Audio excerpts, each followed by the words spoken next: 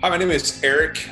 My wife Christina and I have been serving in ministry for a little over 25 years now, and we had the privilege of getting introduced to Assist as we were searching online for where God was leading us next, and sat down and had a conversation with Nathan and with Bart, and found that we had like minds and like hearts, and that the Lord was leading us in the same direction. And they introduced us to the church here in Bowling Green.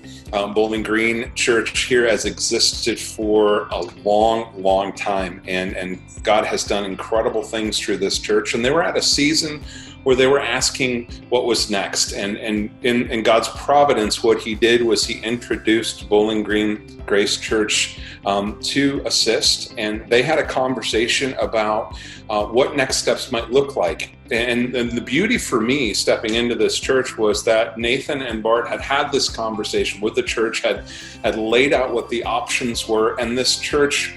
in their conversations with Assist, were able to come to a place where they said, we want to take that step of faith, and we want to see what God would do in this new season as we look at revitalization, maybe even a restart, because we want to see God come and show up in the Bowling Green community for generations to come. And so we were invited to step into this process, and Assist made that so easy because the hard conversations were had, the clear boundaries were laid out, and the expectations were set. And so we were able to jump in, to build relationship, to gain understanding of what was going on, and to be able to pray about what the new revitalization and ultimately this restart's going to look like. And frankly, to have Assist come alongside us and to provide not only coaching, but camaraderie, to provide instruction and conversation and community through our cohorts monthly, through coaching, through praying, through having trainings online. These have been so essential and helpful for us to not only get to know the community, but to have men and women coming alongside, supporting myself, supporting my wife, to be a part of the community of the church. So this has been something that we as a whole fellowship have been able to jump in together and do.